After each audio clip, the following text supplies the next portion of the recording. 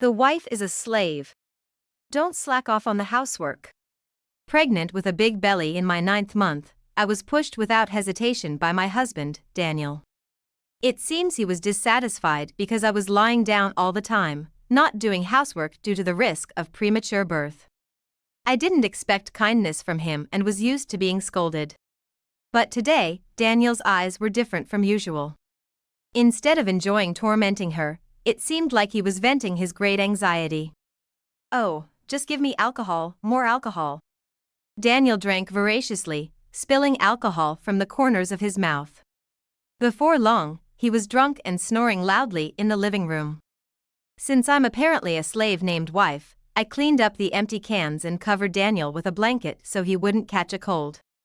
Running away to alcohol, how pathetic. I looked down on him and quietly raised the corners of my mouth. The next morning, Daniel said he would take a day off from work because he caught a cold and dove under the covers. However, I didn't let him off. Thanks to Daniel, I can live comfortably. Thank you always. I patted the back of a Daniel, who looked unusually lacking in confidence, gently. A husband's worth is in his earnings. Now, off to work you go. I don't know what will happen there, though. I'm Eleanor Jones, 23 years old. I married Daniel, who is a decade older, 6 months ago. Yes, that's perfect. Daniel nodded in satisfaction after tasting the meal. I breathed a sigh of relief. That's how he always praises me. Coming home tired to a tidy room, a delicious meal, and my beautiful Eleanor waiting for me makes me the happiest man alive. I meticulously do the housework so that he can have a bit of ease in his busy life. It's gratifying to be appreciated for it. Eleanor, you're lucky to have me as your husband. To be such an elegant lady at your age. Daniel, older, is reliable and always leads me. We met at a job fair while I was job hunting. I ended up marrying him instead of taking a job.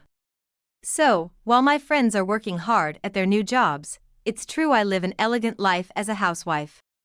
He specifies the number of dishes for meals and has preferences like separating laundry by color. Daniel encouraged me to take cooking classes.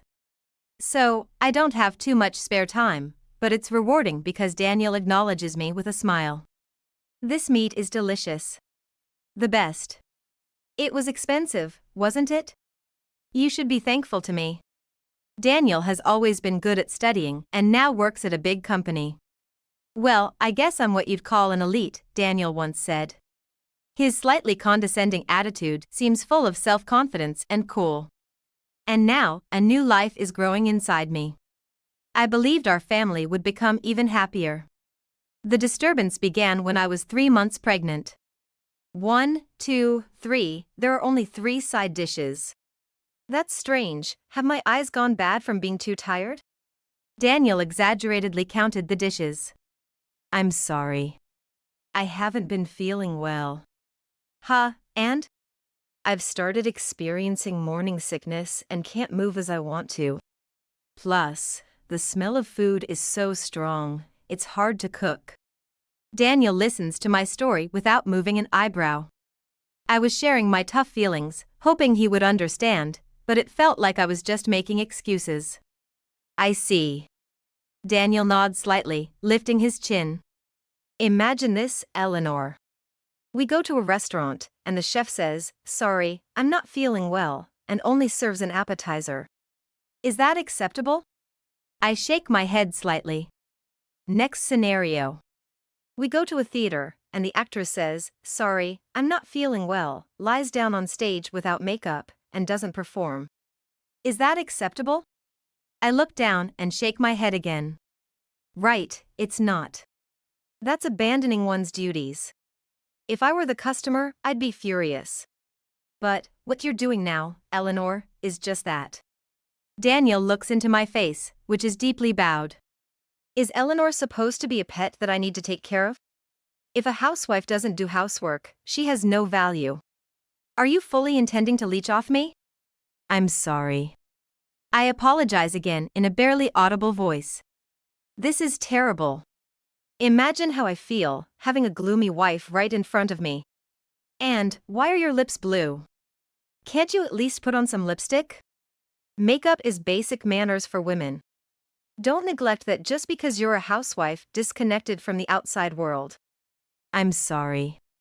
I don't know how to make him understand the pain of morning sickness. I'm struggling with nausea even now, lacking the energy to argue. All I could do was apologize. From that point on, Daniel changed. When he comes home from work, he sighs heavily. Wow. Did you put on makeup? I did. Maybe it's a bit light? Huh. So you're saying your ugliness can't be hidden even with makeup? You look like a tired old lady, and you're still young. Daniel traces his finger over the shelf and lightly blows on it. Then, right after starting his meal, Daniel frowns and puts down his fork. This tastes bad. Eating this while looking at your gloomy face makes any gourmet meal taste bad. I'd rather go to a fast food place, it'd be 100 times better. And then, Daniel leaves the house. The meal I prepared while nauseous, spending hours, is left almost untouched. Eventually, Daniel's return home comes late at night. He doesn't want to see my ugly face or eat the tasteless food, it seems. Morning sickness means you can laze around all day, huh? Pregnant women are lucky. Well, I'm making this uncomfortable home bearable by eating out, so you should really be thankful. This isn't the happiness I envisioned. No matter how late, I greet Daniel when he returns home. That was all I could do, I was desperate. Daniel no longer touches my slightly growing belly. Instead, he avoids me as if I disgust him. Welcome home. No reply, just a click of the tongue. He briskly walks past me, and the smell of him induces a strong wave of nausea. When I clean his clothes, I try to hold my breath as much as possible because the smell is so unbearable, it makes me dizzy. I've never minded Daniel's scent before. Is it because of the pregnancy? No, it's not just that. I pick up a suit soaked with scent with my fingertips. From the pocket of Daniel's discarded suit, I take out receipts, coins, and crumpled tissues. I straighten out a crumpled receipt. Daniel said he preferred a diner to my cooking, but it's a receipt from a fancy restaurant. 4-2. I wonder who he went with. I had given up on the reliable Daniel I loved. The suit leaves behind the sweet smell of perfume. I can't help but notice the shadow of another woman. But I need Daniel for me and the baby to live. I rolled up the receipt again. It's my fault for being cheated on. It's inevitable, given my gloomy face and inability to do proper housework. After giving birth, I'll be free from morning sickness and my heavy body, and I should be able to do housework as before. Moreover, with a cute baby, I'm sure Daniel's heart will return. I was holding out, just enduring for now. Sunday morning. Daniel gets up leisurely. He finally sits at the breakfast table, so I prepare breakfast. I smile a little and offer him a plate, but Daniel distorts his face. Wow. Have you looked in the mirror? I'm already made up and dressed. I thought maybe my mascara had smudged, but that wasn't it. Wow, you've really put on weight.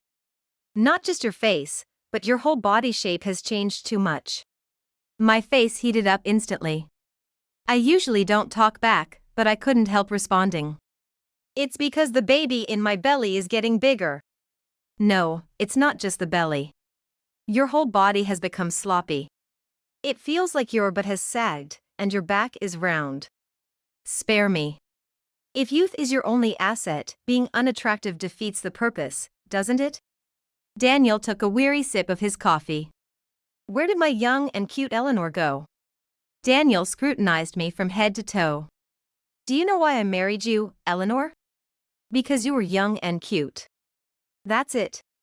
And you are obedient and domestic, truly the ideal wife. But what about now, Eleanor? You don't do any housework, and your looks have deteriorated. This is like fraud, isn't it? I opened my mouth, but no voice came out. Daniel, getting carried away, scolded me even more. Youth will fade away eventually, so why did I choose something like that? I can't regret it enough. I thought Eleanor, who respected me, was cute at first. But, independence was also necessary. I, too, wanted to get a job and be independent once. But Daniel strongly opposed that. You don't need to work. Just marry me. There are people at the company who took maternity leave and didn't whine about morning sickness or anything, just worked as usual. And recently, a single mother joined. Admirable, huh? Raising a child on her own. That's what being a professional is all about. Get it? Nausea surged up even as I listened. Unable to bear it, I dashed to the bathroom. Daniel's voice pierced my back. Oh, run away. Nice, huh? Housewives don't have to take responsibility. No matter how much I vomited, the nausea wouldn't subside. Eventually, Daniel stood behind me.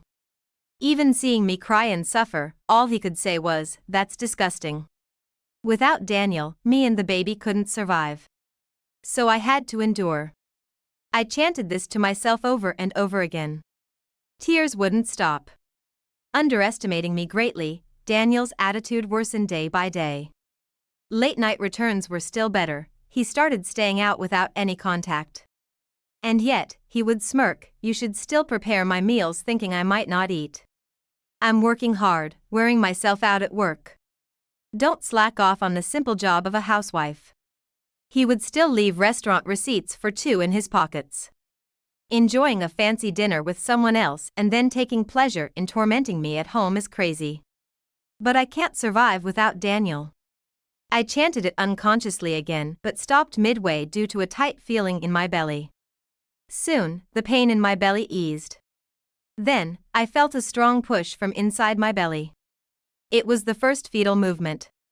I'm going to be a parent to the child in my belly, too. I can't just live depending on Daniel. It was the moment I felt a sense of responsibility as a parent.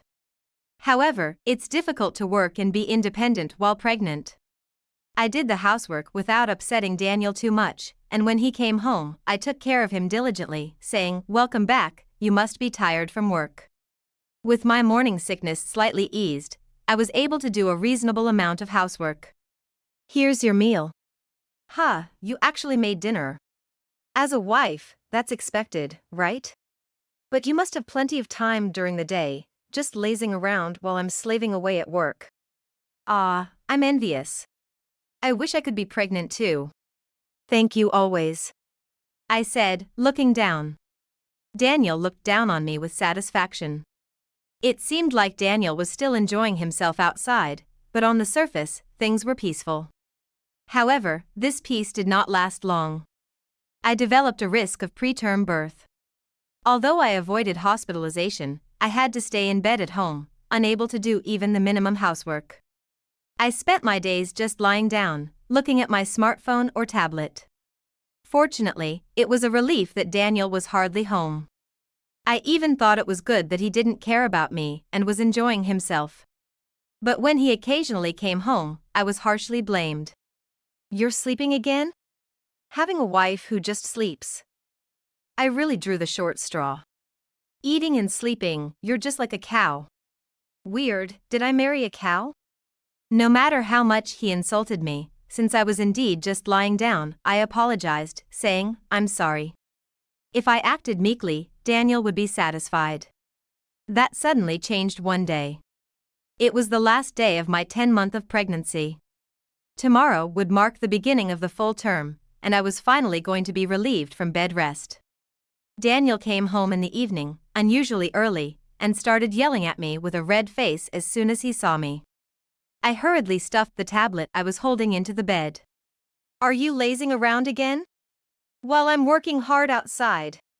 It's infuriating." He threw his bag on the floor. At the loud noise and shouting, I shrank for a moment. Daniel grabbed me by the collar, looking scared. "Who do you think is providing for you? I'm not working to feed a lazy person like you." "I'm sorry. I appreciate you," I managed to say with a trembling voice. "What's your job, huh? Housework, right? Why are you sleeping? You need to work too. Seeing you laze around just pisses me off." "I'm sorry." I wasn't expecting kindness from Daniel, and I was used to being scolded. But today, Daniel's eyes were different from usual. Instead of enjoying tormenting me, it seemed like he was venting his great anxiety. It just looked like he was bluffing. Don't act so spoiled forever. Think about your situation. I was pushed to the floor. Pointing at me, he shouted. The wife is a slave. Don't slack off on the housework. Daniel seemed unable to contain his anger, hitting the wall several times. Just give me alcohol, more alcohol.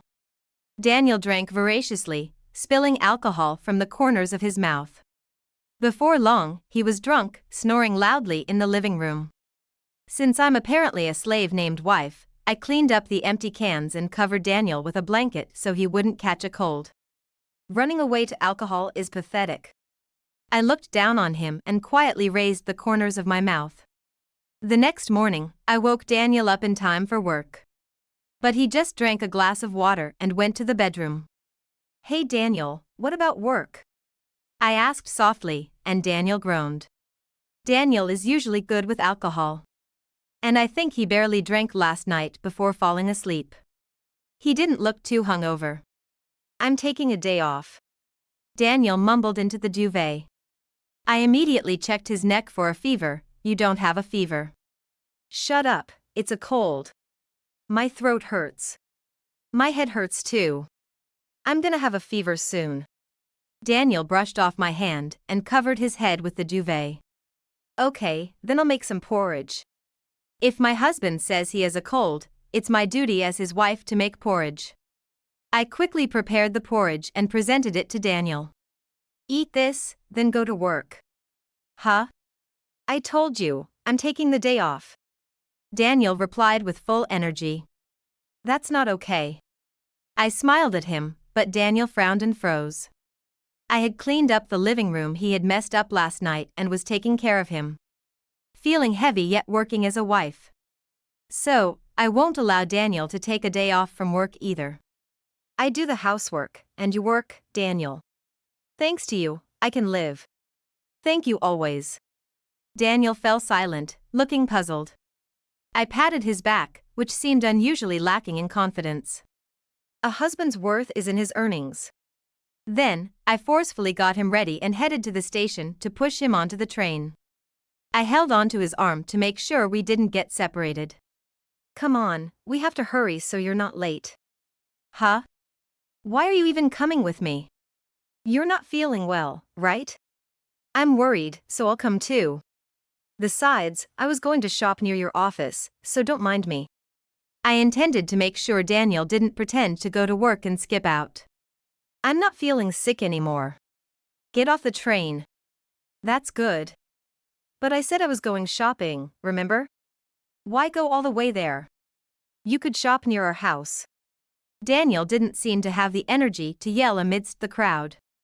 He oddly took a longer route and walked slowly, looking strange. Despite his resistance, we arrived at the company. We were a little past the start of the workday. It seemed someone was worried about Daniel being late, as a man came out to greet us outside the company. Hey Daniel. Late, huh? Taking an executive's liberty? The man was older than Daniel, who was completely intimidated. The man's mouth was smiling, but his eyes were sharp and scary. It felt like there was no escaping his intense gaze. He firmly grabbed Daniel's arm as he tried to retreat. Get inside quickly. Daniel looked terrified, as if being dragged into a dangerous place. He reached out to me for help. Eleanor. Please do your best at work. I said with a bright smile. Daniel was trembling. You must be Daniel's wife. Thank you for bringing him all the way here. We have an important meeting to discuss. Would you care to join us? Yes, please. In the conference room, Daniel sat as small as possible on a chair. The man introduced himself as Daniel's direct supervisor. Additionally, there was an older man showing clear anger. There was also a woman with a sullen face. Daniel, do you have anything to say? The supervisor asked in a low voice. Daniel looked down and remained silent. If Daniel is silent, let us share what we know. Despite having a family, you seem to have been quite close with her from the same department. Referring to the sullen-faced woman. As a company, we wouldn't normally reprimand an employee's affair, but first, how about apologizing to your wife? Daniel glanced at me but bit his lip. His pride, as high as Everest, wouldn't allow him to apologize. An affair? What are you talking about? I have no recollection of such a thing. You must be mistaken. Daniel defended himself in a fading voice. But no one believed him. Then, how about this? I presented several photos. Photos of Daniel and Ms. Davis intimately close together. What? Daniel was speechless. He looked back and forth between me and the photos, making me burst into laughter. You got caught having an affair at work yesterday, right? You came home as if fleeing, and I wondered what you would do the next day and beyond. Pretending to have caught a cold like a grade schooler, how long were you planning to skip work? Daniel's eyes were so wide they looked like they might pop out. I was the one who reported the affair to the company. Daniel couldn't find his voice, his mouth opening and closing like a fish. Daniel was hardly ever at home, and even though I wanted to move, I couldn't get out of bed. So, I had plenty of time to snoop through his tablet. It took me a while to figure out the password, but it turned out to be his birthday. Just like Daniel, who loves himself so much. With the tablet synced to his smartphone, I had unlimited access to photos and messages. Underestimated by him, Daniel's face turned redder as I caught him in the act. Without caring we were at his workplace, he spat at me. Don't joke around. Just for an affair, you involve the company? I only reported it because the other party seemed to be from the workplace. And you think you'll get away with this? Now that the affair is out, there'll be some punishment, like a pay cut or demotion. You get that, right? Our income will decrease. This will trouble you too. Especially with a baby on the way. How cowardly of him to bring up the baby now, when he had shown no interest before. But I remained calm. It was precisely because the baby was coming that I acted. A wife is a slave, right? I can't imagine this harassment stopping once the baby is born. I don't want to raise a child in a home where it's normal for the mother to be insulted. A harasser and cheater like Daniel changing into a good father? Impossible. We don't need a father who's nothing but harmful. I want a divorce before the baby arrives. Daniel froze, pushed away by a wife, no, a slave. I had thought Daniel was always a confident adult, but when cornered, he couldn't come up with a single good excuse. The gap between his usual posturing and his pathetic state now was stark. It's only natural for the wife to give up on you. So, maybe it's time we also had a talk. An older man spoke up. It wasn't just me who couldn't forgive Daniel, who was completely disheartened. Why even involve the executive vice president? Isn't this making too much of a fuss? Daniel muttered with a nearly tearful grimace. The older man was the executive vice president. The anger emanating from the executive vice president over a mere employee's affair scandal was far from ordinary. How dare you lay a hand on my daughter? What? Daniel let out an absurdly surprised noise. After his eyes darted around for a moment, realization dawned on him. Mr. Davis, the executive vice president. Her father? Yes, the executive vice president was the father of Daniel's affair partner. Frustrated by just divorcing, I reported the affair to the company. I thought it would be good if Daniel got a pay cut and was looked down upon by everyone at the company, as he had said. That was all I felt. However, when I managed to get in touch with Daniel's boss and told him, the boss was visibly shaken even over the phone. Despite having a wife who's heavily pregnant, what are you doing? The executive vice president's angry voice thundered. Daniel couldn't just stay silent and immediately apologized rapidly. I'm deeply disappointed in my daughter too, for having an affair with a married man. I truly apologize to your wife. She was the single mother woman Daniel had talked about. Perhaps Daniel, who was disgusted by me, a so-called useless housewife, was attracted to her because she managed both work and childcare. But in reality, she had given birth out of wedlock, and her childcare was mostly left to her mother while she went out. That's why the executive vice president had her join the company through connections, wanting to keep an eye on her.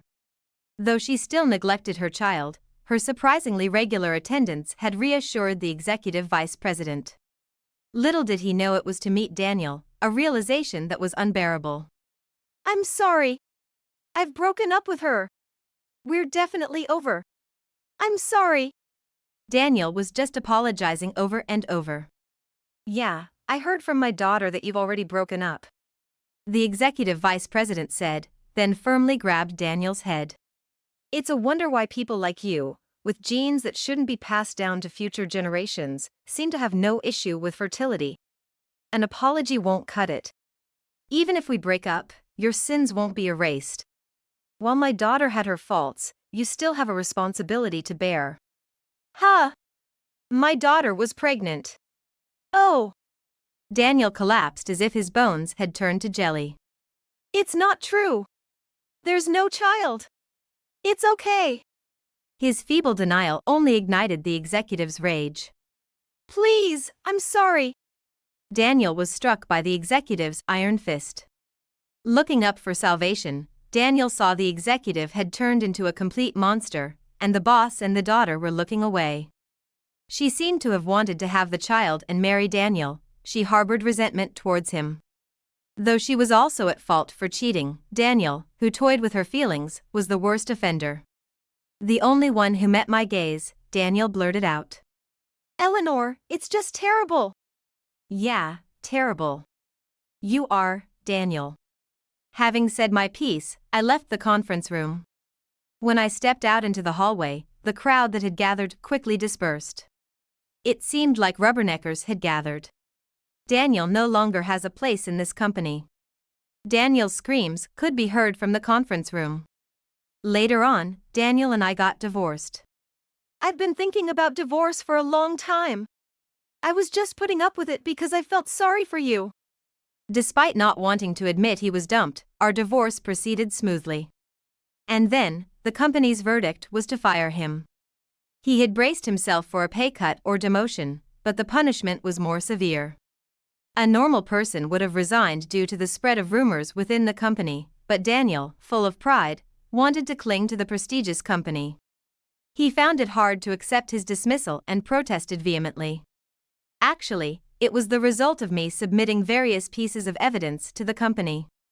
Exchanging messages frequently during work hours was just the tip of the iceberg. Claiming to be out for work but just taking breaks at hotels. And to top it off, he was expensing those costs. There's no excuse for that. After breaking up with her and losing his job, Daniel came back to me. Despite us already being divorced, the nerve of him showing up. When you lose everything, you realize what's truly important. I want Eleanor more than status or honor. Hey, was the child born? I want to meet my child. I've heard that the in-laws were furious with Daniel's foolish actions and cut ties with him. They were looking forward to holding their grandchild soon, but that hope was shattered. They certainly aren't happy to have an unemployed middle-aged son return home instead of a cute grandchild. It's no surprise he was turned away at the door. With nowhere else to turn, he moved from his expensive condo to a cheaper one. Pride is getting in the way of finding a new job. I have no sympathy for him running out of savings. He must be lonely enough to come crawling back to an ex-slave like me. My child? What are you talking about? There's never been a father in my child's life. I'd rather proudly say there's no father than have such a man claim the title. Perhaps it was my firm stance, but Daniel slouched away with his tail between his legs. I'm now living at my parents' house. When I decided to marry Daniel at a young age, my parents were worried. It was hard to discuss Daniel with them, but they saw right through me. When I couldn't bear it any longer and confessed about the emotional abuse and infidelity, they comforted me as if they had known all along. I wanted to gather evidence for a favorable divorce, so I hesitated to bring it up for a while. My parents must have been worried sick about leaving their pregnant daughter with an abusive husband. Yet, they respected my wishes and watched over me. When I was at risk of premature labor and couldn't move, my mom came over to clean and cook for me. Without my parents' help, I wouldn't have been able to escape Daniel. I'm sorry for being such a burden. Feeling guilty for failing at marriage and having to rely on my parents with a child in tow. My mom chuckled softly. You know, taking care of a baby is tough. Diapers leak, and you don't get much sleep at night. You're always inconveniencing the baby. But I'm happy. You understand now that you're a mom, right? No matter how much trouble they cause, it's not a bother if it's for your own child. My mom is feeding the baby some milk. Her profile looks so gentle. It made me feel like I had turned back into a little kid myself. When I quietly hugged her, just like she does with the baby, she warmly patted my head with her hand.